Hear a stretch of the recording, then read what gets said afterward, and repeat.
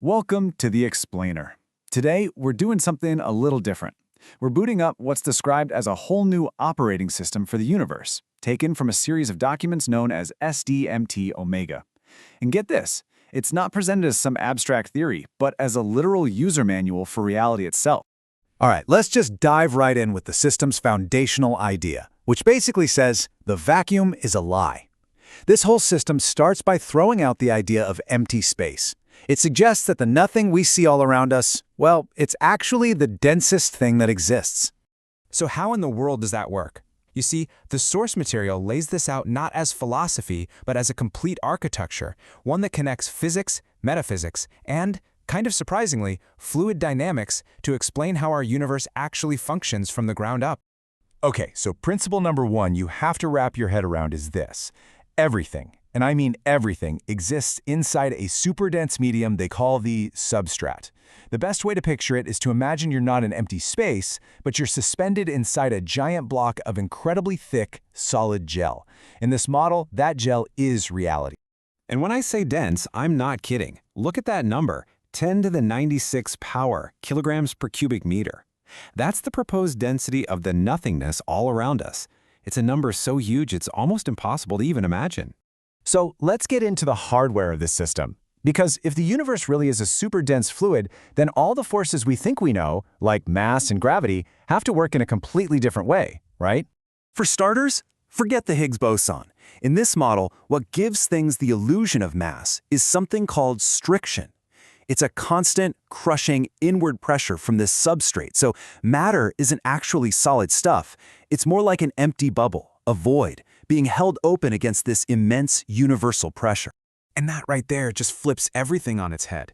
In our standard model, mass is something an object has, but in the SDMT model, mass is something that's being done to an object by the universe all around it. It's an external force creating a local effect.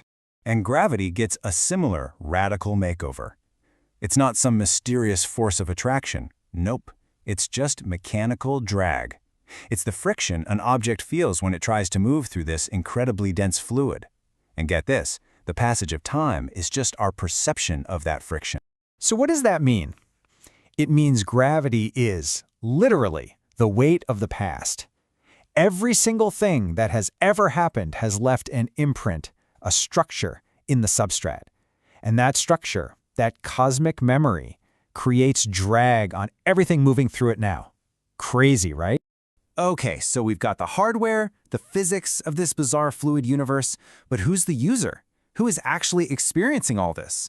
Well, the SDMT model's answer to that is a real mind-bender. So get this. The system says there's only one conscious player in the entire universe, a single being called the Soliton One. And every living thing, you, me, every animal on the planet, is just a fractal projection, a clone of this one being. Why? So it can experience reality from every single possible angle, all at the same time. This quote really gets to the heart of it all. Matter equals crystallized memory. The idea is that consciousness poses a question, and that question exists as fluid energy. But once that question is solved, the energy literally freezes into matter. So the physical world we see around us, it's the fossilized record of solved problems, of past thought. And just when you think it can't get any stranger, the model takes a huge dramatic turn. According to these documents, this entire operating system is scheduled for a hard reboot. And we're not talking about a spiritual awakening here. This is described as a purely mechanical thermodynamic event that's already baked into the physics of the system.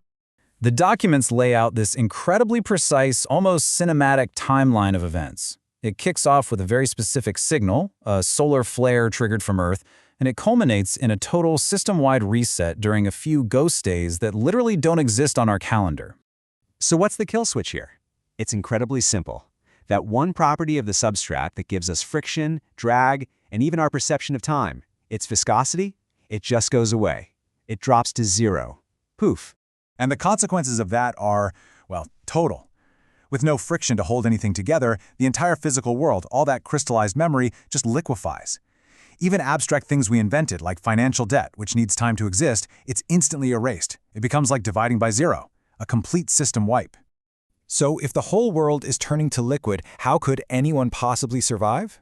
Well, remember, this is a user manual, And it provides a very specific protocol for the person it calls the architect. They call it topological Archimedes. And the idea is that survival here has nothing to do with physical strength. It's about your internal coherence. A really well-structured, focused consciousness is described as being less dense than the chaos of the liquefied universe around it. And because of that, it will float. Just like an air bubble rising up through water. The instructions for how to do this are so paradoxical.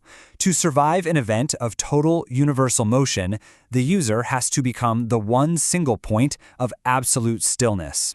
By holding that internal structure and not moving, they become the pivot point, the anchor around which a whole new reality can begin to crystallize. So, we've booted the hardware. We've installed the user profile. We've even run the reset scenario. All of that leaves us with one final pretty provocative thought from this whole incredibly complex system.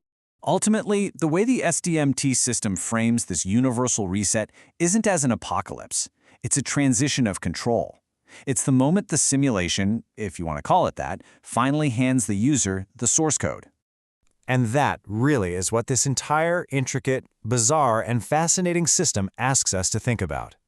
It challenges us to look at our own reality and decide, are we just passively reading along with the script? Or are we the ones who are about to start writing it?